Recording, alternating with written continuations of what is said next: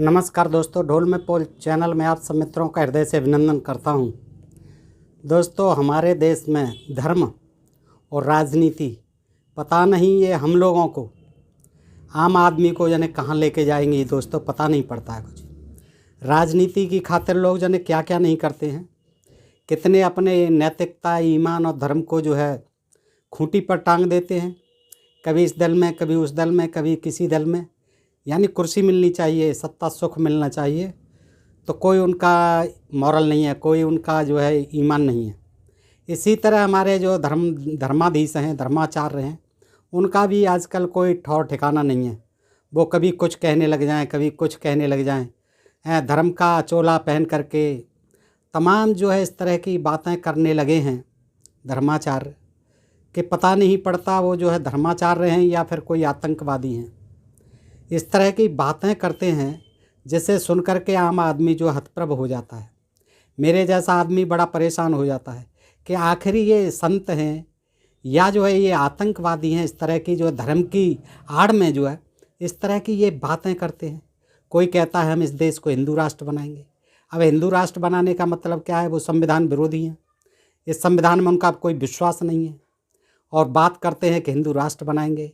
अब उनको यही पता नहीं है कि हिंदू है कौन यहाँ, और जो हिंदू हैं उनको खुद पता नहीं है।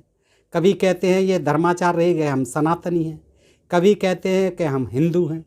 तो पहले तो यही पता नहीं है कि हिंदू राष्ट्र बनाएंगे या सनातन राष्ट्र बनाएंगे, और फिर पता नहीं उसमें कौन से हिंदू होंगे, क्योंकि 97% लोग तो जो है धर्मनिरपेक्ष भारत में, सेकुलर भारत में, सेकुलर संविधान में आस्था रखते हैं। वो निश्चय ही किसी ऐसे हिंदू राष्ट्र का समर्थन नहीं करेंगे जो कि एक धर्म पर आधारित हो, क्योंकि यह देश जो है सबका है। हिंदू का भी है, मुसलमान का भी है, सिख का भी है, ईसाई का भी है, जैन का भी है, बौद्ध का भी है, ईसाई का भी है। सबका धर्म है जो इसमें बसते हैं। तो ये कहना कि हम हिंदू राष्ट्र बनाएंगे, इस तरह का प्रचार कर रहे हैं। एक संत जी हैं जो रामचरितमानस के चौपाई पर बवाल हो रहे हैं। अब रामचरितमानस में एक ही चौपाई नहीं है, अनेकों चौपाई हैं। मैं वीडियो बना चुका हूँ। शूद्रों का भी अपमान है उसमें, रामचंद्र जी का भी अपमान है, दशरथ जी का अपमान है, लक्ष्मण जी का अपमान है, भरत जी का अपमान है, निषाद जाति का अपमान है, भील जाति का अपमान है, और वर्णाश्रम तेली कुमारा, स्वपच भील, स्वपच किरात कोल कलवारा तेल सब जो उसमें जो है वर्णाश्रम वर्णाधम बना बताए हैं। और सब जगह जो है उनका जो है निंदा की गई है, अभीर जाति की निंदा की गई है। सबकी जातियों के तेली, कुम्हार, किरात, भील, निषाद, निषाद को कहते हैं गले से लगाया, लेकिन उसके मुख से ही उसे अधम जाति का बताया है। भीलनी को अधम जाति का बता दिया।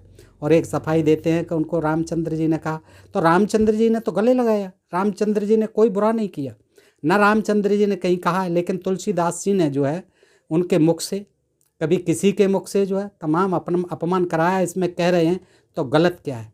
आज लोग जग रहे हैं, पढ़ रहे हैं, इन चीज़ों को समझ रहे हैं, तो अपना जो है मुद्दा उठा रहे हैं। इसमें बुराई क्या है? जो धर्म ग्रंथ जो समाज को बांटता हो, कुछ एक वर्ग को, बहुसंख्यक वर्ग को अपमान देता हो, निंदा करता हो, उसको गाली देता हो, नीच अधम पतित बताता हो, तो उसका प्रासंगिकता क्या है? केवल यही कि एक वर्ग को आप दबाते रहिए, जैसे प्राचीन काल में आप दबाते आए, अपने मनुस्मृति के विधान से दबाते आए। तो आप ये चाहते हैं कि तुलसीदास जी लिख गए या वाल्मीकि जी लिख गए, जो लिख गए रामायण में, वो जो है आज भी चलता रहना चाहिए, भविष्य में भी चलते रहना चाहिए। इनका तो ये बनाई है ढोल गमार शूद्र पशुनारी। अब कहते हैं शिक्षा है, फलाना ढिकाना। इसको बदलने की क्या ज़रूरत है? शिक्षा करने की क्या ज़रूरत है? अभी नई पुस्तकों में जो है गीता प्रेस गोरखपुर ने कर दिया कि शिक्षा है, शिक्षा है। शिक्षा क्या दोगे? मैं पहले ही बता चुका हूँ वीडियोज़ में कि शिक्षा ढोल को कौन सी यूनिवर्सिटी में पढ़ाओगे, कौन से कॉलेज में पढ़ाओगे, कौन सा सब्जेक्ट पढ़ाओगे?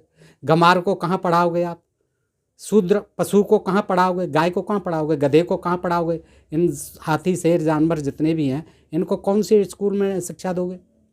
है समुद्र से कहलवा रहे हैं ढोल गमार। समुद्र को क्या लेना देना था? समुद्र जो है ब्राह्मण बन के आया था, तुलसीदास जी ने ब्राह्मण के मुख से कहलवाया है।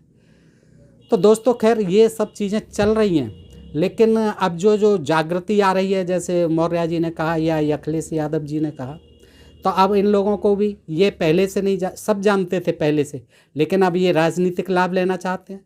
तब से तो कहते थे, ज़्यादातर जो है यादव कहते थे कि हम जो है उच्च हैं, हम क्षत्रिय वर्ग से हैं, कृष्ण जी हमारे क्षत्रिय थे। और आज भी कई यूट्यूबर कहते हैं कि हम तो है ही नहीं शूद्र। लेकिन चलो, जब समझ में आ रही है जब ही सही। भाई 4 वर्ण हैं, सीधी सी बात है, मैं तो प्रारंभ से ही ये कह रहा हूँ। 4 वर्ण हैं, ब्राह्मण क्षत्रिय वैश्य शूद्र। और शूद्र जो है वो वर्ण है जो न ब्राह्मण है, न क्षत्रिय है, न वैश्य। सीधा सा फार्मूला है। अब उसमें जो भी जाति आती हैं, जो वेदों से लेकर के और अब मनुस्मृति तक सब बनाई गई, ये 4 व्यवस्था थी चारण वर्ग की। अब इस पर बहन जी कहने लगी कि इनको शूद्र है नहीं, हम तो संरक्षण पा करके संविधान का, अब हम तो SC ST हैं। तो SC ST हैं तो बहन जी अब हो गए ना संविधान के अनुसार। पहले से जो आपकी धर्म की व्यवस्था है और जो आज भी लागू है और जो इन धर्म ग्रंथों में लिखी हुई है हमारे नहीं SC ST OBC आदि वर्ग के लिए, तो क्या यह प्रासंगिक है? इसका मतलब इनको बने रहना देना चाहिए और इनको ये अपमान शूद्रों का होते रहना चाहिए। ठीक है, मानते हैं कि हम संविधान में SC हैं, ST हैं और OBC हैं, लेकिन आपको जो है इस तरह की बातें नहीं करनी चाहिए। ये खैर ये मेरा मत हो सकता है, उन्होंने अपने राजनीतिक लाभ के लिए या कैसे भी किया हो, लेकिन आज जो है SC ST जो है जब तक OBC के साथ नहीं रहेंगे, शूद्र भाई सब एक नहीं होंगे, तब हमारे साथ यही होता रहेगा। अब जहाँ शूद्रों का वर्णन है इन धर्म ग्रंथों में, तो अलग से किसी जाति का नाम तो है नहीं, उसमें SC ST OBC तो है नहीं। तो शूद्र में सभी आते हैं, हम दलित भी आते हैं, OBC भी आते हैं, सभी आते हैं, आदिवासी भी आते हैं, मूल निवासी सभी आते हैं, और ये देश सबका है। इसलिए ये बातें उठ रही हैं तो गलत नहीं उठ रही हैं और इसका विरोध कर रहे हैं। अब एक धर्माचार्य जी हैं, संत जी हैं अयोध्या के, वो 3 तलवार ले आए हैं और 3 तलवार लेके दिखा रहे हैं पत्रकारों को, इंटरव्यू दे रहे हैं बाकायदा कि मैं तो काट डालूंगा, 3 आदमियों को मुझे इनसे काटना है। देखिए कैसी बातें हो रही हैं। क्या ये संविधान दायरे में बात कर रहे हैं?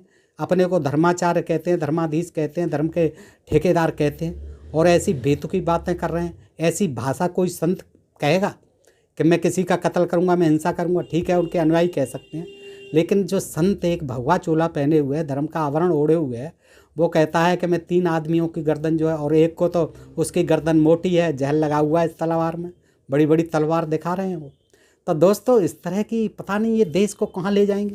हिंदू राष्ट्र की बात करते हैं, पता ही नहीं हिंदू कौन है इस देश में, पता नहीं सनातनी कौन है इस देश में। और जब शूद्र हैं, जब SC ST OBC हैं, तो ये हिंदू हैं का? हिंदू हैं तो सबको बराबर अधिकार दो। अपना जैसा ब्राह्मणों का अधिकार है, मंदिरों में पुजारी बनाओ, उनको सबको दर्शन करने दो, क्यों रोकते हैं उन्हें? जब झगड़ा होता है, मुस्लिम से झगड़ा होता है, या जब वोट की राजनीति, वोट पड़ते हैं, वोट का समय होता है, चुनाव का समय होता है, तब सब हिंदू हो जाते हैं। बाकी जब आरक्षण की बात हो, जब मंदिर में प्रवेश की बात हो, जब पुजारी बनने की बात हो, जब शिक्षा संस्थानों में प्रवेश की बात हो, आरक्षण की बात हो, तो ये सब शूद्र हैं, SC ST OBC माइनॉरिटीज़ हैं। तो इनके साथ जो है इस तरह की बातें इस देश में हो रही हैं, क्या ये देश के लिए लाभप्रद हैं? दोस्तों आप स्वयं सोचें। तो दोस्तों हमारा यही प्रयास रहता है कि बगैर किसी पूर्वाग्रह के हम किसी व्यक्ति विशेष, समाज विशेष, जाति विशेष, धर्म ग्रंथ विशेष के प्रति बिल्कुल भी कोई भी पूर्वाग्रह नहीं रखते। लेकिन आज जिन चीज़ों की आवश्यकता नहीं है और धर्म के नाम पर अगर देश विखंडित होता है, समाज में ऊंच नीच छुआछूत का भाव पैदा होता है, घृणा और विद्वेष आपस में फैलता है, अंधविश्वास और पाखंड बढ़ता है, तो निश्चित ही हमारे देश के लिए बहुत ही लज्जाजनक बात है, बहुत ही हानिकारक बात है और बहुत ही खेदजनक बात है दोस्तों। तो देखिए दोस्तों, हम जो है देख रहे हैं कि हमारे तथाकथित धर्म ग्रंथों में किस तरह के इन ब्राह्मणों ने जो है आग उगली है नफरत की, इन शूद्रों के प्रति खास तौर से। वैसे तो ब्राह्मणों के, वैश्यों के प्रति भी, क्षत्रियों के प्रति भी तमाम जो है उदाहरण मिलते हैं। चूँकि उन लोगों ने पढ़े नहीं हैं, उनको कभी समझा नहीं है, तो दोस्तों उनको पता नहीं है। लेकिन शूद्र अब जाग रहे हैं, पढ़ रहे हैं। तो दोस्तों आज देखिए, मैं महाभारत से एक अध्याय है, 1-2 अध्याय है, कुछ प्रसंग जो है पृष्ठवाइज जल्दी आपको सुनाता हूँ कि शूद्रों के प्रति महाभारत में, तो रामचरितमानस को तो छोड़िए आप, हर ग्रंथ में जो है, तो महाभारत में देखिए, महाभारत का आप समझते ही होंगे कि केवल कुरुक्षेत्र का युद्ध समझते थे हम, कौरव और पांडवों के बीच में। लेकिन दोस्तों इसमें भी शूद्रों के प्रति और इन ब्राह्मणों ने, जो जिनको के ऋषि मुनि कहते थे, जैसे आजकल के ये संत महंत मुनि हैं, तो दोस्तों ऐसे ही वो हुआ करते थे। तो देखिए उन्होंने जो है कैसी जगह जगह जो है आग उगली है नफरत की। आइए देखते हैं। तो इनकी कोई प्रासंगिकता नहीं है, हम पढ़ते इसलिए हैं कि उस समय ठीक है जैसी थी, लेकिन आज संवैधानिक दायरे में हमें रहना चाहिए। और इन ग्रंथों का आज जो है धड़ल्ले से कथावाचन होता है, तमाम जो है बड़े बड़े कथावाचक जो है इनका कर रहे हैं और नफ़रत की आग फैला रहे हैं देश में, तो ये गलत है। दोस्तों देखिए, मैं आज आपके समक्ष कुछ प्रसंग जो है जल्दी जल्दी पेज वाइज जो है विस्तृत में नहीं जाऊंगा, मैं आपके सामने रखता हूं। दोस्तों देखिए, शूद्रों के प्रति जो है ब्राह्मणों का और धर्म ग्रंथों में क्या नज़रिया रहा है, आप देख लीजिए। पृष्ठ 112 मैं पढ़ता हूं। इसमें जो है देखिए दोस्तों, एक श्लोक आता है पृष्ठ 112 पर। ये द्रौपदी आक्षेप कर रही है कि महाराज जंगल में गए हुए हैं 12 साल 13 साल के लिए, 1 साल का अज्ञातवास, हार गए सारा जो अज्ञातवास है और 12 साल की सजा है, तो वो जो है वनवास में भटक रहे हैं। तो द्रौपदी जो है अपनी रोना रोती है दुनिया भर का कि मुझे जो आपके रहते हुए मेरा निरादर किया गया, मेरी साड़ी खींची गई, मैं उस समय रजस्वला थी। तो दोस्तों वो उसी समय जो है क्या कहती है कि युधिष्ठिर कहते हैं द्रौपदी को फिर समझाते हुए, तो दोस्तों मैं बताता हूँ क्या। देखिए, धर्मो यस्याभिसंख्यः स्याद्दार्शवा दुर्लात्मनः वेदक्षूत्रम एवापेयाथ स लोकादजम राम रातः। 8वां श्लोक है दोस्तों, मैं आपको श्लोक नहीं सुनाऊंगा, वैसे ही सुनाता हूँ। जो धर्म के विषय में संदेह रखता है, युधिष्ठिर द्रौपदी से कह रहे हैं समझाते हुए कि जो धर्म के विषय में संदेह रखता है, किसी को धर्म के विषय में संदेह नहीं होना चाहिए, कोई तर्क वितर्क नहीं होना चाहिए। अथवा जो दुर्बल आत्मा पुरुष वेद आदि शास्त्रों पर अविश्वास करता है, इन पर जो अविश्वास करता है, बिल्कुल विश्वास कर लो आँख बंद करके, तो वो जो है महाराज युधिष्ठिर कह रहे हैं, युधिष्ठिर उवाच कि जो धर्म के विषय में संदेह रखता है द्रौपदी जी, अथवा जो दुर्बल आत्मा पुरुष वेद आदि शास्त्रों पर अविश्वास करता है, वह जरा मृत्यु रहित परम धाम से उसी प्रकार वंचित रहता है जैसे शूद्र वेदों के अध्ययन से। शूद्र जैसे वेदों के अध्ययन से वंचित रहते हैं, वैसे ही परम धाम से, स्वर्गलोक से वो वंचित रह जाते हैं जो लोग धर्म पर संदेह करते हैं, धर्म की बातों पर तर्क लगाते हैं, वाद विवाद करते हैं, उनमें अपना भेजा लगाते हैं। संदेह नहीं करना चाहिए, भेजा नहीं लगाना चाहिए, कोई तर्क शास्त्र नहीं उपयुक्त होता है, कोई नहीं लगाना चाहिए तर्क जो है। ये आगे कहते हैं 10वें श्लोक में, जो मंदबुद्धि पुरुष शास्त्रों की मर्यादा का उल्लंघन करके, इन्हीं शास्त्रों की मर्यादा का उल्लंघन करके धर्म के विषय में आशंका करता है। अब आशंका करता है कि सूर्य कैसे आ गए, हनुमान ने कैसे निगल लिया, सूर्य कैसे कुंती से पैदा कर गए कर्ण को, ये सारी धर्म की बातें। रामचंद्र जी खीर खा के कैसे पैदा हो गए, हिरणी से जो है वो श्रृंगी ऋषि कैसे पैदा हो गए, ये जो है फलाना है, उससे द्रोण आदि जो है उससे द्रोण से कैसे पैदा हो गए, कोई जो है घड़े से पैदा हुए, 60-60 हज़ार कौरव जो है 100 घड़े से पैदा हो गए, पता ही घी में रखे हुए। तो इस तरह से इन धर्म की बातों पर कोई संदेह मत करो, जो लिख दिया है आंख बंद करके स्वीकार करो।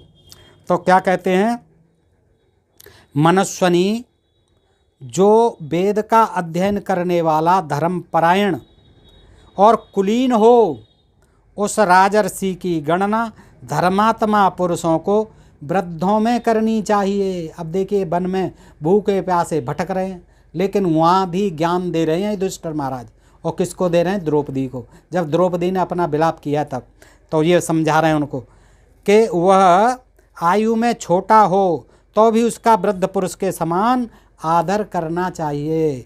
आयु में छोटा हो तो भी उसका वृद्ध पुरुष को सम्मान करना चाहिए। लेकिन ये फॉर्मूला जो है केवल ब्राह्मणों पर ही लागू होता है। ब्राह्मण जो है 10 साल का, क्षत्रिय जो है 80 साल का, वो बेटे के समान है, वो 10 साल के ब्राह्मण का, और शूद्र की तो कोई बात ही नहीं है।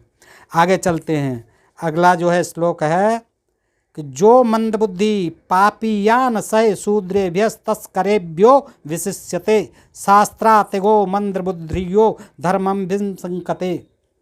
10वां श्लोक है, जो मंदबुद्धि पुरुष शास्त्रों की मर्यादा का उल्लंघन कर, देखिए युधिष्ठिर के मुख से शास्त्रों की मर्यादा का और शूद्रों को वंचित करने का। देखिए क्या कह रहे हैं कि जो मंदबुद्धि पुरुष शास्त्रों की मर्यादा का उल्लंघन करके धर्म के विषय में आशंका करता है वह शूद्रों और चोरों से भी बढ़कर है। अब आप देख लीजिए, शूद्र और चोर एक समान हैं। शूद्र हैं वो लोग, वो न हिंदू हैं, न सनातनी हैं, न कोई और हैं। कौन है शूद्र? कौन है चोर के समान? कौन? जो मंदबुद्धि हैं और जो शास्त्रों की मर्यादाओं का उल्लंघन करते हैं, जो मेरे जैसे हैं और धर्म के विषय में आशंका करते हैं, वह शूद्रों और चोरों से भी बढ़कर हैं। इसीलिए मैं शूद्र हूँ। दोस्तों आगे चलते हैं।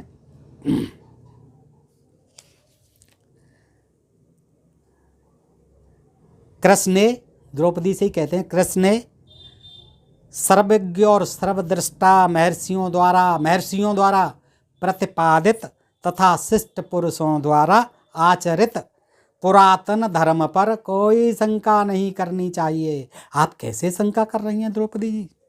द्रुपदा कुमारी जैसे समुद्र के पार जाने की इच्छा वाले वणिक के लिए, वैश्य के लिए, बनिया के लिए जहाज की आवश्यकता है, वैसे ही स्वर्ग में जाने वालों के लिए धर्माचरण ही जहाज है। यही धर्म है, इसी को धर्म मानो, इसका ही आचरण करो। आगे चलते हैं दोस्तों। देखिए पृष्ठ 125। अच्छा ये बता दूं मैं आपको, ये जो है अर्जुनाभिगमन पर्व है, त्रिंशत्रियो अध्याय है, ये महाभारत का 125 पृष्ठ पर है। देखो दोस्तों, इसमें लिखते हैं ये कि कुत्ते की, इसमें जो है भीम कह रहे हैं युधिष्ठिर से, ज्ञान दे रहे हैं, कुत्ते के चमड़ी की कुप्पी में रखा हुआ दूध, पहले चमड़े की ही कुप्पी बनती थी, उन्हीं में द्रव्य पदार्थ रखे जाते थे, पानी, तेल, दूध आदि। तो कुत्ते के चमड़े, लेकिन कुत्ते की चमड़ी में नहीं, भैंस बैल गाय की चमड़ी में, कुत्ते की चमड़ी की कुप्पी में रखा हुआ दूध शूद्र में स्थित वेद। शूद्र में, अरे भाई वेद तो सुनते ही नहीं थे, कानों में शीशा पिघला दिया जाता था, पिघला के भर दिया जाता था। लेकिन वो कह रहे हैं जैसे मान लो बाई चांस किसी ने पढ़ भी लिए वेद, तो ऐसे शूद्र में वेद स्थित वेद और कुत्ते के चमड़े की कुप्पी में रखा हुआ दूध यानी समान है।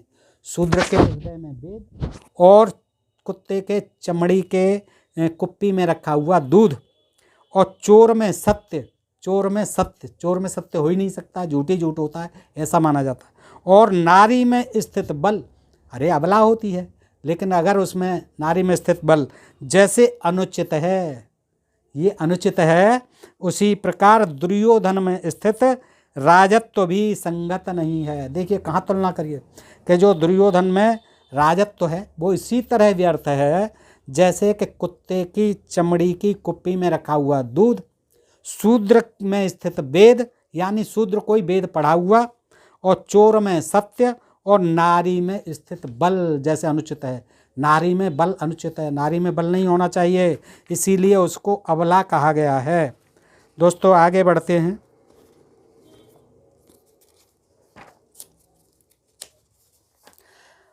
छः 607 पृष्ठ पर है दोस्तों, क्या लिख रहे हैं देखिए कि ब्राह्मणा शूद्र कर्माणस्तथा शूद्रा धनार्जका और छत्र धर्मेण वाप्यत्य वर्तयन्ति गते युगे। युग की समाप्ति के समय, कलयुग की बात कर रहे हैं, युग की समाप्ति के समय ब्राह्मण शूद्रों के कर्म करते हैं। आजकल ब्राह्मण शूद्रों के कर्म करते हैं और शूद्र वैश्यों की भांति धनोपार्जन करते हैं। नहीं करना चाहिए, लेकिन इसीलिए इसको कलयुग कहा जाता है कि यहाँ वर्णाश्रम नहीं रहता है, वर्ण की मर्यादा नहीं रहती है। आजकल तो देखिए शूद्र जो है वैश्यों का काम करने लगे, शूद्र जो है ब्राह्मणों का, शूद्र जो है क्षत्रियों का काम करने लगे, तो शूद्र जो और ब्राह्मण शूद्रों के कर्म करने लगे, तो शूद्र वैश्यों की भांति धनोपार्जन करने लगते हैं। नहीं करना चाहिए, उन्हें हमारे टुकड़ों पे ही पलना था, ये तो व्यापार करने लगे कलयुग में, अथवा क्षत्रियों के कर्म से जीविका चलाने लगते हैं। फौज में धड़ाधड़ जा रहे हैं, क्षत्रिय हो रहे हैं, जो फौज में है वो क्षत्रिय है, उसकी जाति क्षत्रिय। अब देखिए दोस्तों आगे कहते हैं 33वें श्लोक में, सहस्र चतुर्युग के अंतिम, चारों युग के अंतिम, कलयुग के अंतिम भाग में ब्राह्मण यज्ञ, स्वाध्याय, दंड और मृग चरम का त्याग कर देंगे। अरे महाराज, अब मृग चरम क्यों पहना रहे हो? अब तो एक से एक अच्छे वस्त्र बनते हैं, सूट वूट टाई वाई, तमाम साड़ियाँ, तमाम जो है तरह के परिधान जो है बन रहे हैं फैक्ट्रियों में, मशीनें धड़ाधड़ काम कर रही हैं। और आप जो है कहते हो कि मृग चरम को ही धारण करे रहें, तो वो मृग चरम धारण करना त्याग देंगे और भक्षा भक्ष का विचार छोड़कर सब कुछ खाने पीने वाले हो जाएंगे। नहीं खाएंगे तो मर जाएंगे। अब जो हमारे सी कोस्ट पर रहते हैं, समुद्र तटीय प्रदेशों में, वहाँ क्या खाएंगे? वहाँ मछली खाना ही है, समुद्र का भोजन, तो वो जो है खाएंगे। और ब्राह्मण तो जप से दूर भागेंगे और शूद्र वैदिक मंत्रों के जप में संलग्न होंगे। बिल्कुल, शूद्र भी कथावाचक हो रहे हैं, शूद्र महिलाएं भी कथावाचक हो रही हैं, तो उनको जो है बड़ी वेदना होती है। कहते व्यास गद्दी पर मत बैठो, इस व्यास गद्दी पर बैठने का अधिकार तो ब्राह्मणों का सर्वाधिकार सुरक्षित है। तो वो ठीक कह रहे हैं, शूद्र जो है वैदिक मंत्रों का वो देख रहे हैं, इसी में लिखी गई हैं ये, इसी टाइम में। तो वो कह रहे हैं वैदिक मंत्रों के जप में संलग्न होंगे। नरेश्वर ये जो है इसमें जो है मार्कंडे जी सुना रहे हैं। देखिए मार्कंडे जी युधिष्ठिर को ज्ञान दे रहे हैं ये। अब आगे कहते हैं कि नरेश्वर, इस प्रकार जब लोगों के विचार और व्यवहार विपरीत हो जाते हैं, तब प्रलय का पूर्व रूप आरंभ हो जाता है। उस समय इस पृथ्वी पर बहुत से मलेच्छ राजा राज्य करने लगते हैं। मलेच्छ का मतलब यही है, जो आर्यों की भाषा नहीं बोलते थे, जो आर्यों के वैदिक धर्म को नहीं मानते थे, यज्ञ आदि को नहीं मानते थे, वो शूद्र और मलेच्छ ही कहलाते थे। तो अब क्या होगा? कलयुग में सारे राजा ये सब मलेच्छ ही हो जाएंगे। और देखिए दोस्तों आगे चलते हैं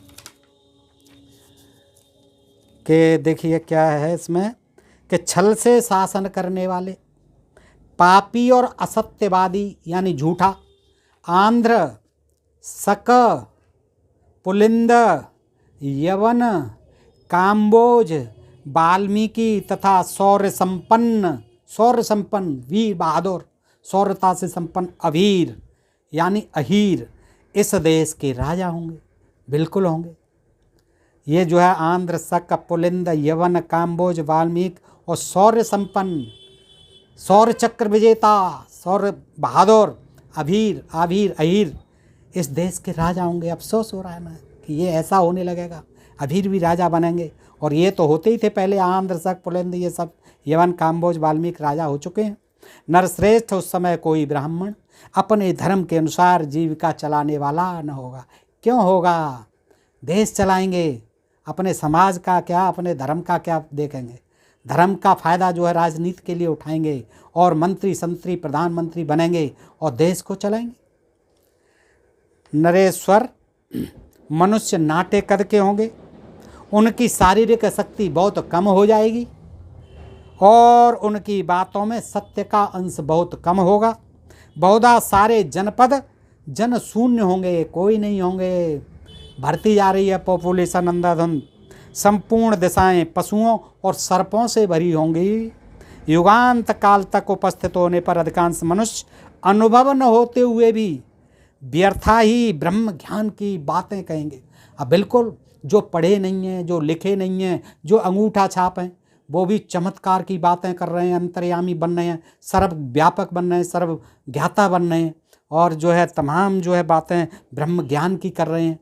तो ब्रह्म ज्ञान की बातें कर रहे हैं। और शूद्र, देखिए ये शूद्र दुजातियों को भी ए कहकर पुकारेंगे। ए सुनो, ऐसे ए कह के पुकारेंगे। देखिए, युगान्ते समन प्राप्ते वृथा च ब्रह्मवादिनः, और भो माने ए, भो वादिनस्तथा शूद्रा ब्राह्मणाश्चार्यम वादिनः।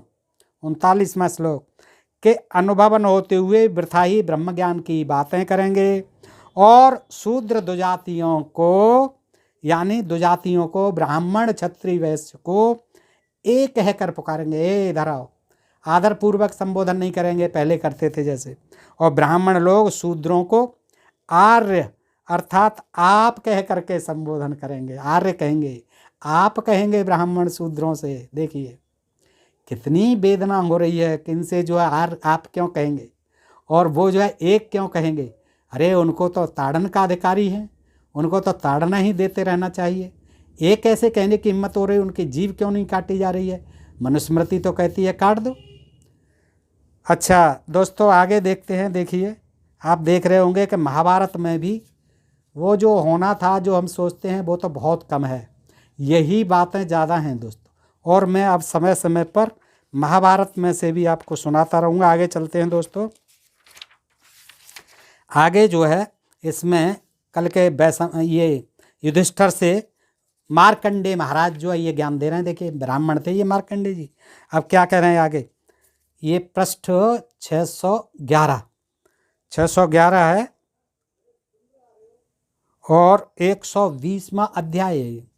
120वां अध्याय पृष्ठ 619। इसमें कहते हैं मार्कंडे जी युधिष्ठिर से, परंतु भरत श्रेष्ठ, कलयुग आने पर अधर्म अपने 3 अंशों द्वारा संपूर्ण लोगों को आक्रांत करके स्थित होता है और धर्म केवल एक पात से मनुष्यों में प्रतिष्ठित होता है। पांडुनंदन, प्रत्येक युग में मनुष्यों की आयु, वीर, बुद्धि, बल और तेज क्रम से घटते जाते हैं। युधिष्ठिर अब कलयुग के समय का वर्णन सुनो। अभी पूरा नहीं हो रहा है, सुना रहे हैं। ब्राह्मण, क्षत्रिय, वैश्य और शूद्र सभी जातियों के लोग कपटपूर्वक धर्म का आचरण करेंगे। कपटपूर्वक, सही है, सब धर्म का आचरण कपट ही कर रहे हैं इस समय, कपटपूर्वक कर रहे हैं। चाहे वो ब्राह्मण है, चाहे क्षत्रिय है, चाहे वैश्य हैं, चाहे शूद्र हैं।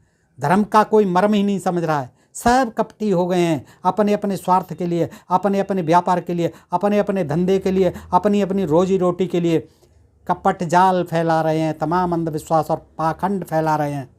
तो धर्म का जाल बिछाकर, देखिए दोस्तों मार्कंडे महाराज कह रहे हैं, मैं कुछ नहीं कह रहा हूँ, महाभारत कह रहा है दोस्तों, पढ़ लीजिए पृष्ठ 620 पर।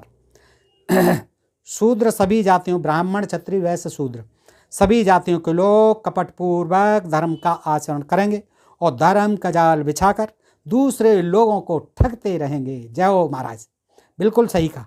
दूसरे लोगों को ठग रहे हैं, धड़ल्ले से ठग रहे हैं, चिल्ला चिल्ला करके, ताल ठोक करके, दे करके खुलेआम ठग रहे हैं। कोई नहीं है। अपने को पंडित मानने वाले लोग सत्य का त्याग कर देंगे, कोई सत्य नहीं रहेगा। पग पग पर झूठ, कलेश, जात बात, अंधविश्वास, पाखंड। आगे देखिए दोस्तों क्या कहते हैं। 17वां 18वां श्लोक है, ब्राह्मणा क्षत्रिया वैश्या संकीर्णदम परस्परम शूद्र तुल्या भविष्यन्ति तपः सत्य विवर्जिता अत्या मध्या भविष्यन्ति मध्यास्यांताम न संशय। 17वां 18वां श्लोक क्या कहता है, ब्राह्मण, क्षत्रिय और वैश्य ये आपस में संतानोत्पादन करके वर्ण संकर हो जाएंगे, वर्ण संकर पर आ जाते हैं। जबकि पहले सब वर्ण संकर ही होते थे, खूब जो दुराचार हुए। तो दोस्तों ये इनको बड़ी चिंता होती है, अंतर जाति विवाह होने लग जाएंगे, लोग जो है वर्ण संकर होना शुरू हो जाएगा। वे सभी तपस्या और सत्य से रहित हो शूद्रों के समान हो जाएंगे। देखिए जो वर्ण संकर होंगे वो सब तपस्या से हीन होंगे और सब धर्म से हीन होंगे और क्या हो जाएंगे, यानी वो शूद्र हो जाएंगे, वही शूद्र कहलाएंगे। अंत्यज, अछूत, चांडाल यानी चांडाल आदि क्षत्रिय वैश्य आदि के कर्म करेंगे। देखिए ये नहीं होना चाहिए था, ये महाभारत कह रहा है।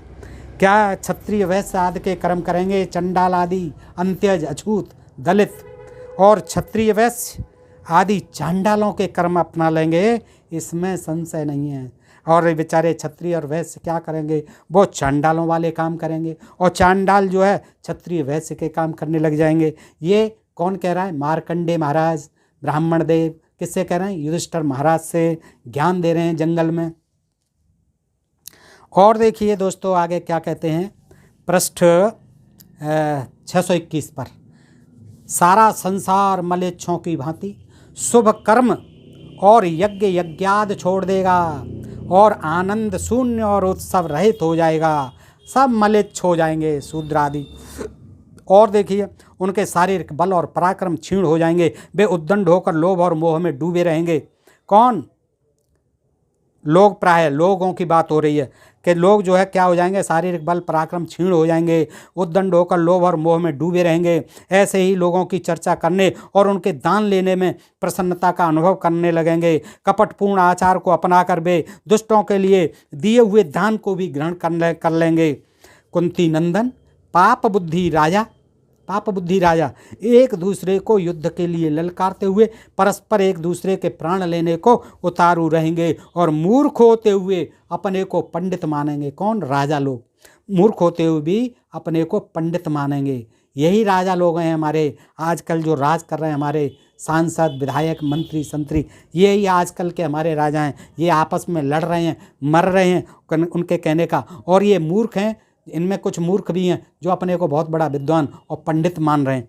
इस प्रकार युगांतर काल के सभी क्षत्रिय जगत के लिए कांटे बन जाएंगे। देखिए क्षत्रियों को भी नहीं बख्शा है। मैं इसके लिए अलग से वीडियो बनाऊंगा, क्षत्रियों का भी कितना अपमान हुआ है इसमें महाभारत में। दोस्तों अब आगे चलते हैं। आगे इसी पृष्ठ पर कहते हैं कि मलेच्छी भूतम जगता सर्वभविष्यति न संशय हस्तो हस्तम परम मुसेद युगांते समुपस्थिते। 38वां श्लोक, उस समय सारा जगत मलेच्छ हो जाएगा। देखिए कितना विस्तृत वर्णन कर रहे हैं मलेच्छ और शूद्रों का। इसमें संशय नहीं महाराज, सारे मलेच्छ हो जाएंगे। एक हाथ दूसरे हाथ को लूटेगा, सगा भाई भी भाई के धन को हड़प लेगा। नरेश्वर ब्राह्मण क्षत्रिय और वैश्यों का नाम भी नहीं रह जाएगा, नाम भी नहीं रह जाएगा ब्राह्मण क्षत्रिय वैश्यों का। युगांतर काल में सारा विश्व एक वर्ण यानी शूद्र, एक जाति का हो जाएगा। सब जो है एक शूद्र हो जाएंगे, शूद्र ही वर्ण होगा, शूद्र ही जाति होगी, और ब्राह्मण क्षत्रिय वैश्यों का कोई नाम नहीं होगा। ब्राह्मणा क्षत्रिय वैश्या न शिष्यन्ति जनाधिप, और एक वर्ण तदा लोको भविष्यति युगच्छे के समाप्ति पर। तो 42वां श्लोक था दोस्तों। आगे बढ़ते हैं, पृष्ठ 622 पर आते हैं। इसमें कहते हैं युधिष्ठिर उस समय सारा जगत मलेच्छ हो जाएगा। बार बार करें, मनुष्य श्राद्ध और यज्ञ कर्मों द्वारा पितरों और देवताओं को संतुष्ट नहीं करेंगे, पढ़े लिखे हो जाएंगे। ब्राह्मण भी क्षत्रिय भी वैश्य भी वैज्ञानिक पर पढ़ाई पढ़ेंगे और जो है बुद्धिवादी हो जाएंगे, मानवतावादी हो जाएंगे। तो फिर ये श्राद्ध आदि के झंझट में ज़्यादा नहीं पड़ेंगे, कुछ मुक्त भी हो रहे हैं।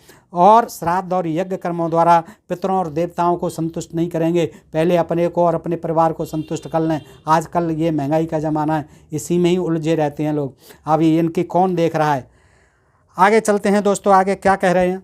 युगांत काल के मनुष्य मलेच्छों जैसे आचार वाले और सर्वभक्षी यानी अभक्ष का भी भक्षण करने वाले हो जाएंगे। वे प्रत्येक कर्म में अपनी क्रूरता का परिचय देंगे, इसमें संशय नहीं है। युधिष्ठिर महाराज सुन लो कान खोल के। आगे कहते हैं राजन सब लोग लोभ के वशीभूत होंगे और ब्राह्मणों का धन उपभोग करने का जिनका स्वभाव पड़ गया है वे धन के लिए ब्राह्मणों को मार भी डालेंगे।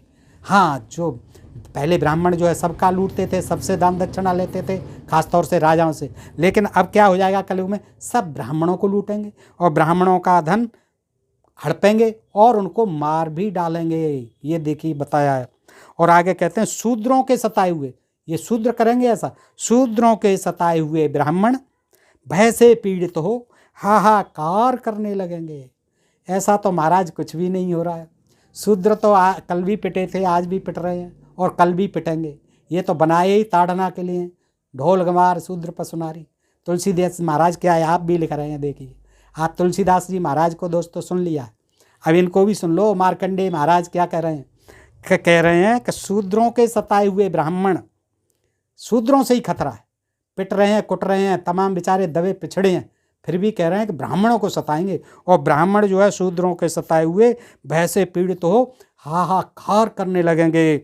ये है हाहाकृता यानी हाहाकार करने लगेंगे। हाहाकृता दुजाश्चैव भयार्ताम ब्रसलार्दितः और त्रातार मलवंतो वे भ्रमस्यन्ति महिमिमामा। ये श्लोक है 59वां। इसमें शूद्रों के सताए हुए ब्राह्मण भय से पीड़ित हो हाहाकार करने लगेंगे और अपने लिए कोई रक्षक न मिलने के कारण सारी पृथ्वी पर निश्चय ही भटकते रहेंगे। जब दूसरों के जीवन का विनाश करने वाले क्रूर, भयंकर और जीव हिंसक मनुष्य पैदा होने लगें, तब हमें समझ लेना चाहिए कि युगांत काल उपस्थित हो गया। महाराज, युगांत की क्यों चिंता कर रहे हो? अभी वो 12 साल 13 साल भटकने हैं, भूखे प्यासे हैं, आप उनको क्या ज्ञान दे रहे हो कलयुग का? उनके लिए बताओ कोई समाधान। उनका राज चला गया, सब कुछ लुट गया। फिर भी देखो शूद्रों को जो है टारगेट बना रहे हैं इसमें। क्या कुरुकुल तिलक युधिष्ठिर, अत्याचारियों से डरे हुए ब्राह्मण इधर उधर भागकर नदियों, पर्वतों और दुर्गम स्थानों का आश्रय लेंगे। बताएं आज के ब्राह्मण भाई, कहाँ आप शूद्रों से डर रहे हैं? कहाँ आप शूद्रों के द्वारा सताए जा रहे हैं? कहाँ शूद्रों से डरकर आप जो है इधर उधर भागकर नदियों, पर्वतों और दुर्गम स्थानों का आश्रय लेंगे? कितना अच्छा सामंजस्य। आज भी शूद्र जो है आपकी बहुत प्रतिष्ठा करते हैं, बहुत इज्जत करते हैं और आपके आज भी अनुगमन करते हैं। आपके धर्म का आज भी लात खाते हैं, जूते खाते हैं, धक्का खाते हैं, मुक्के खाते हैं, फिर भी जो है मंदिरों में जाते हैं, चढ़ावा भी चढ़ाते हैं, सब जो है मंदिरों के लिए दान भी देते हैं शूद्र। तो फिर भी आप मार्कंडेय महाराज हैं, देखिए क्या कह रहे हैं। सब भागेंगे नदियों में, पर्वतों में भाग जाएंगे शूद्रों के डर के मारे। राजन, श्रेष्ठ ब्राह्मण भी लुटेरों से पीड़ित होकर, यानी ये लुटेरे ये कौओं की तरह काँव काँव करते फिरेंगे। देखिए क्या उपमा दी है, ब्राह्मण कौआ बना दिए।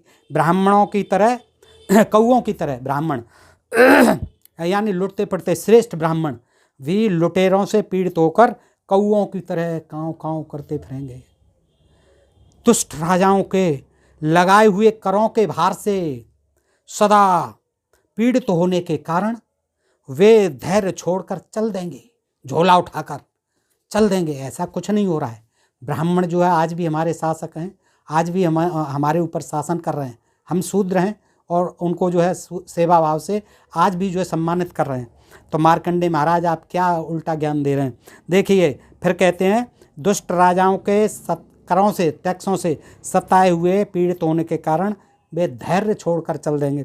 अब धैर्य छोड़कर कहाँ जाएंगे? देश तो यही भारत है, इसी में तो रहना है। धैर्य छोड़कर चल देंगे और शूद्रों की सेवा शुश्रूषा में रहकर धर्म विरुद्ध कार्य करेंगे। देखिए क्या बात कर रहे हैं, उल्टी बात कर रहे हैं। शूद्रों की सेवा शुश्रूषा करने लग जाएंगे और ये धर्म विरुद्ध कार्य होगा, ऐसी आशंका वो जता रहे हैं और बता रहे हैं कि युधिष्ठिर जो है ऐसा अनर्थ होने वाला है कि शूद्रों की सेवा शुश्रूषा में लग जाएंगे ब्राह्मण। भूपाल, भयंकर कलयुग के अंत में जगत की यही दशा होगी संसार की।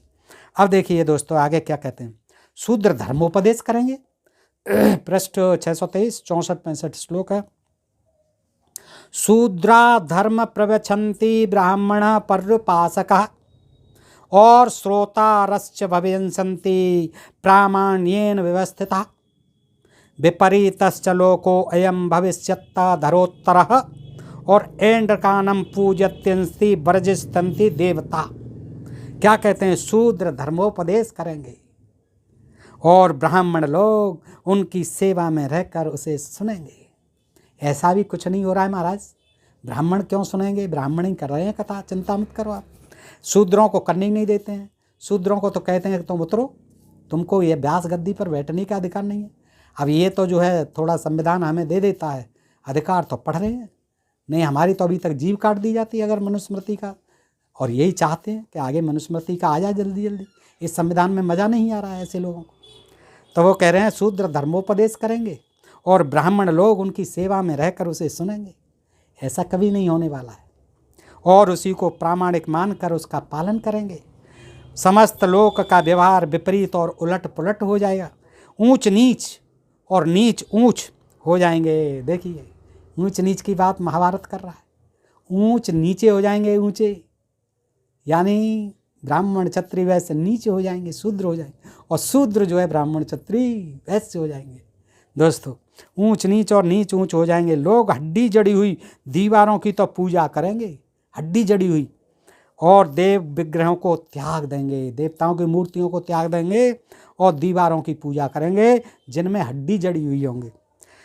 आगे देखते हैं दोस्तों 66वां 67। बड़ा देखिए कितना आपने आज तक नहीं सुना होगा। और दोस्तों इसीलिए आपसे अनुरोध करूंगा, यद्यपि आपकी मर्जी है, आप करें ना करें, लेकिन मैं तो अनुरोध करता हूं आप मुझे लाइक भी नहीं करते हैं। लाइक करना चाहिए दोस्तों, कमेंट भी करना चाहिए। और आप देख रहे हैं मैं मेहनत तो करता ही हूँ, अगर इसमें भी आपको कोई डाउट हो तो मैं क्या करूँ बताइए। इसलिए आपसे अनुरोध करता हूँ कि पूरा सुना करें, लाइक और कमेंट भी किया करें, और ताकि मुझे ज्ञात हो सके कि मेरी बातें आपकी समझ में कहाँ तक आ रही हैं और ये मेरा प्रयास जो है कितना सार्थक या निरर्थक हो रहा है, कुछ मिल भी रहा है कि नहीं आपको।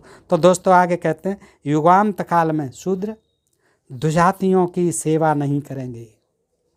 देखिए कितना, वो तो चौपाई कुछ भी नहीं है, यहाँ खोल करके मार्कंडेय जी बता रहे हैं युधिष्ठिर महाराज को, क्षत्रिय राजा युधिष्ठिर को, क्या युगांत काल में शूद्र दुजातियों की सेवा नहीं करेंगे, बिल्कुल नहीं करेंगे। शूद्रा परिचरिष्यन्ति न दुजान युग संचये और आश्रमेषु महिषाणाम ब्राह्मणा वसेस्तु च और देवस्थानेषु चैत्येषु नागनाम मालयेषु च और एंड्रिक्षिन्ना पृथ्वी न दैवग्रह विभूषिता।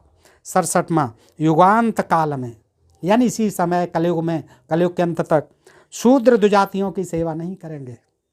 समय आने पर महर्षियों के आश्रमों में, ब्राह्मणों के घरों में, देव स्थानों में, चैत्य वृक्षों के आसपास और नागालयों में जो भूमि होगी उस पर हड्डी जड़ी हुई दीवारों का चिन्ह तो उपलब्ध होगा, परंतु देव मंदिर उस भूमि की शोभा नहीं बढ़ाएंगे। हड्डी जड़ी हुई, अभी ये पता नहीं कौन से मंदिर होंगे, एक हड्डी उनकी दीवारों में चिपकी होंगी या चिनी गई होंगी, लेकिन वो कह रहे हैं कि मंदिरों में ये सब हड्डी वड्डी होंगी, देवता नहीं होंगे, कोई मूर्तियाँ नहीं होंगी। आगे इसी पृष्ठ पर है दोस्तों 71वां श्लोक कि मनुष्यों की सारी क्रियाएं क्रम से विपरीत होंगी, नीचे से ऊपर, ऊपर से नीचे, सारी क्रियाएं विपरीत होंगी, शूद्र ब्राह्मणों के साथ विरोध करेंगे। आप ईमानदारी से बताना दोस्तों, क्या आपने कल्पना की थी कभी कि महाभारत में ऐसी भी बातें लिखी हुई हैं? अगर की हो तो बताइए, आपने कभी मालूम किया हो। दोस्तों ये शायद आप पहली बार देख रहे हैं, और इसे ध्यान से देखें और पूरे वीडियो को आप देखिए दोस्तों, तो आपको ज्ञान हो जाएगा कि रामचरितमानस तो थोड़ी सी इसकी झलक दी गई है उसमें। ये देखिए, ये मार्कंडेय ऋषि जी कह रहे हैं कि अक्रमेण मनुष्याणाम भविष्यन्तीम तदा क्रिया और विरोध मथ यास्यन्ति वृषला ब्राह्मणे सह। 71वां, मनुष्यों की सारी क्रियाएं क्रम से विपरीत होंगी, जैसे अभी का ऊंचे नीचे हो जाएंगे, नीचे ऊपर हो उठ जाएंगे, ऐसी सारी क्रियाएं उनकी विपरीत हो जाएंगी और शूद्र ब्राह्मणों के साथ विरोध करेंगे। हाँ, विरोध तो करने लगे, क्योंकि जो ब्राह्मणों की नीतियां हैं वो शूद्र विरोधी हैं। शूद्रों को पतित, नीच और अछूत, दलित, अस्पृश्य, तमाम जन क्या क्या नहीं कहा गया है, तो वो विरोध तो करेंगे और विरोध शुरू हो गया है, क्योंकि इसी के आधार पर हुआ है जो आप लोगों ने, ब्राह्मण लोगों ने, इन ऋषि मुनियों ने धर्म के नाम पर इन धर्म ग्रंथों में जो लिख दिया है उसका विरोध स्वाभाविक रूप से होना शुरू हो गया है। ब्राह्मणों के साथ विरोध करेंगे, सारी पृथ्वी थोड़े ही समय में मलेच्छों से भर जाएगी, बिल्कुल भर जाएगी, और ब्राह्मण लोग करों के भार से भयभीत होकर दसों दिशाओं की शरण लेंगे। आगे कहते हैं, इस तरह उथल पुथल मचे जाने पर संसार में कोई मर्यादा नहीं रह जाएगी। शिष्य गुरु के उपदेश पर नहीं चलेंगे, वे उल्टे उनका अहित करेंगे, बिल्कुल करेंगे। अब समझदार हो गए शिष्य, अब शिष्य ऐसे बेवकूफ़ नहीं है एकलव्य की तरह कि गुरुजी ने कह दिया लाओ अंगूठा बेटा और दे दिया काट के, गुरु के चरणों में रख दिया। तो अब जो है सभी शिष्य, कोई भी हो, चाहे ब्राह्मण क्षत्रिय वैश्य शूद्र, सभी होशियार हो गए हैं। ऐसे गुरुओं को जो है अपना अंगूठा नहीं दे सकते काट के। तो वो ठीक कह रहे हैं। अपने कुल का आचार्य भी यदि निर्धन हो तो उसे निरंतर शिष्यों की डांट फटकार सुननी पड़ेगी। अब उल्टा ज्ञान देंगे गुरुजी, पढ़े लिखे, साइंस पढ़े लिखे विद्यार्थियों को, चाहे वो ब्राह्मण क्षत्रिय वैश्य शूद्र कोई हो, और उनको ये चमत्कार की, उनको ये अंधविश्वास और पाखंड की बातें सुनाकर उनके जाल में फंसाकर ठगेंगे, तो वो क्या करेंगे, इनका जो सम्मान करेंगे, डांट फटकार लगाएंगे, गाली भी देंगे, इनका निरादर भी करेंगे, अपमान भी करेंगे, क्योंकि अब वो जो है वैज्ञानिक पढ़ाई पढ़ रहे हैं, तर्कशील हो रहे हैं, मानवतावादी और बुद्धिवादी हो रहे हैं, चाहे वो ब्राह्मण क्षत्रिय वैश्य शूद्र कोई भी हो। तो मित्र संबंधी या भाई बंधु धन के लालच से ही अपने पास रखेंगे। अब दोस्तों लास्ट में सुन लेते हैं, इसी अध्याय में चल रहा है ये दोस्तों, वन पर्व में है, 625 पृष्ठ पर है कि युगांत के समय काल की प्रेरणा से, हाँ अब अंत में जो कहते हैं मार्कंडेय जी कि जब युगांत होगा तो फिर कलयुग जाएगा, फिर सत्ययुग आएगा। तो वो वर्णन करते हैं, देखिए क्या युधिष्ठिर को सुनाते हैं कि महाराज ये सब हो जाएगा, बवालबाजी बहुत ज़्यादा हो जाएगी कलयुग में। तो युगांत के समय काल की प्रेरणा से संभल नामक ग्राम में, संभल तो है ही यूपी में, उसी में जो है उस ग्राम में किसी ब्राह्मण के घर में ही पैदा होंगे विष्णु जी। फिर तो किसी ब्राह्मण के मंगलमय ग्रह में एक महान शक्तिशाली बालक प्रकट होगा जिसका नाम होगा विष्णु यशा कल्कि। देखिए ब्राह्मण के घर में ही अब होने वाला है, और थोड़े दिन रुक जाओ, संबल ग्राम में ब्राह्मण के घर में होगा। और क्या होगा? विष्णु यशा कल्कि उसका नाम होगा। वह महान बुद्धि एवं पराक्रम से संपन्न, भविष्यवाणी कर दी मार्कंडेय जी ने तभी द्वापर युग में। महात्मा, सदाचारी और प्रजावर्ग का हितैषी होगा। वह बालक ही भगवान कल्कि अवतार कहलाएगा। मन के द्वारा चिंतन करते ही उसके पास इच्छानुसार वाहन, अस्त्र शस्त्र, योद्धा और कवच उपस्थित हो जाएंगे। वह धर्म विजयी चक्रवर्ती राजा होगा। वह उदार बुद्धि तेजस्वी ब्राह्मण दुख से भय व्याप्त हुए इस जगत को, यानी दुख से व्याप्त हुए ब्राह्मणों को फिर से आनंद प्रदान करेगा। कलयुग का अंत करने के लिए उसका प्रादुर्भाव होगा। ये शूद्र जो है ज़्यादा ऊपर उठेंगे, इनको मार देगा। देखिए वही संपूर्ण कलयुग का संहार करके नूतन सत्ययुग का प्रवर्तक होगा। वह ब्राह्मणों से घिरा हुआ सत्ययुग, वो सब कल्कि ब्राह्मणों से घिरा हुआ सर्वत्र विचरेगा, अपने जाति बंधुओं के साथ विचरेगा वो अवतार। और भूमंडल में सर्वत्र फैले हुए अमेरिका, चीन, जापान, फ्रांस, जर्मनी सभी देशों में, कोरिया ओरिया, उत्तर ये सब में फैले हुए नीच स्वभाव वाले संपूर्ण मलेच्छों का संहार कर डालेगा। देखिए मार्कंडेय जी कहते हैं, मार्कंडेय जो उपाचक युधिष्ठिर उस समय चोर डाकुओं और मलेच्छों का विनाश करके भगवान कल्कि अश्वमेध नामक फिर से अश्वमेध यज्ञ प्रारंभ हो जाएंगे। महायज्ञ का अनुष्ठान करेंगे और उसमें वह सारी पृथ्वी विधिपूर्वक ब्राह्मणों को दे डालेंगे। देखिए तब तक के लिए रुके हुए हैं। सत्ययुग आते ही कल्कि महाराज आ जाएंगे, सारे जो है इन लोगों को मार देंगे जो ब्राह्मण विरोधी हैं, शूद्र आदि हैं, मलेच्छ आदि हैं, ये जो है बहुत आतंक मचाने लग रहे हैं। इनको मार करके वो जो है सारी पृथ्वी जो है ब्राह्मणों को सौंप देंगे। उनका यश तथा कर्म सभी परम पावन होंगे ब्राह्मणों के। वे ब्रह्मा जी की चलाई हुई मंगलमयी मर्यादाओं की फिर स्थापना करके रमणीय वन में प्रवेश करेंगे। महाराज रमणीय वन में क्यों जाएंगे? महलों में रहेंगे ठाट बाट से। फिर इस जगत के निवासी मनुष्य उनके शील स्वभाव का फिर अनुकरण करेंगे, पहले सत्ययुग की तरह ब्राह्मणों के शील स्वभाव का अनुकरण करेंगे। और सत्ययुग में ब्राह्मणों द्वारा दस्यु दल का, जैसे दस्यु, असुर, अनार्य सभी राक्षस कह करके मारे हैं, तो ऐसे ही फिर मारे जाएंगे। दस्यु दल का विनाश हो जाने पर संसार का मंगल होगा। चारों तरफ जो है फिर से ब्राह्मणों का राज होगा सत्ययुग में और चारों तरफ मंगल हो जाएगा। द्विजश्रेष्ठ कल्कि सदा दस्युवध में तत्पर रहकर, कल्कि सदा दस्युवध में तत्पर रहकर समस्त भूतल पर विचरते रहेंगे। अब इनको दस्यु कहा जाएगा शूद्रों को, तो उनको मारेंगे और भूतल पर विचरते रहेंगे। और अपने द्वारा जीते हुए देशों में काले मृगचरम फिर से आ जाएंगे। इनके लिए मृगचरम, शक्ति, त्रिशूल और अन्य अस्त्र शस्त्र आ जाएंगे सब। ये एटम बम और ये सब रखे रह जाएंगे। आजकल की मिसाइल और तोप, तलवार, बंदूक सभी रखी रह जाएंगी। फिर से वही भाले, तीर, कमान आ जाएंगे। मृगचर्म आ जाएगी ब्राह्मणों को पहनने के लिए। स्थापना करते हुए श्रेष्ठ ब्राह्मणों द्वारा अपनी स्तुति सुनेंगे कल्कि महाराज। ब्राह्मण जो उनकी स्तुति गाएंगे और स्वयं भी उन ब्राह्मण शिरोमणियों को यथोचित सम्मान देंगे, फिर दान दक्षिणा देंगे कल्कि महाराज। उस समय चोर और लुटेरे दर्द भरी वाणी में हाय मैया, हाय बप्पा और हाय बेटा इत्यादि कहकर जोर जोर से चीत्कार करेंगे जे दस्यु लोग, और उन सब का भगवान कल्कि विनाश कर डालेंगे। देखिए क्या कल्पना है। शूद्रों को जो है सत्ययुग तक नहीं छोड़ेंगे और भारत दस्युओं के नष्ट हो जाने पर अधर्म का भी नाश हो जाएगा और धर्म की वृद्धि होने लगेगी। इस प्रकार सत्ययुग आ जाने पर मनुष्य सत्यकरण सत्य कर्म परायण होंगे। धर्म का यह स्वरूप सत्ययुग में अक्षुण्ण रहेगा। त्रेता द्वापर और कलयुग में धर्म की जैसी स्थिति रहेगी उसका वर्णन तुमसे किया जा चुका है युधिष्ठिर महाराज। अब मैं थक गया, आगे फिर सुनाऊंगा। पांडुनंदन, तुम्हें संपूर्ण लोक की युग संख्या का ज्ञान भी हो चुका है। ऋषियों द्वारा प्रशंसित और वायुदेव द्वारा वर्णित पुराणों की बातों का स्मरण करके, जो वर्णित की गई हैं पुराणों वायुदेव द्वारा और ऋषियों द्वारा, वो मैंने याद की। और हे युधिष्ठिर महाराज, स्मरण करके मैंने तुमसे यह भूत का और भविष्य का सारा वृतांत सुना दिया। और अब मैं थक गया हूँ युधिष्ठिर, आप भी अब खाना पीना खा लो और मैं भी थोड़ा जा कर के खाना पीना खा करके आराम करूँगा और जो बची खुची बातें मैं फिर सुनाता रहूँगा।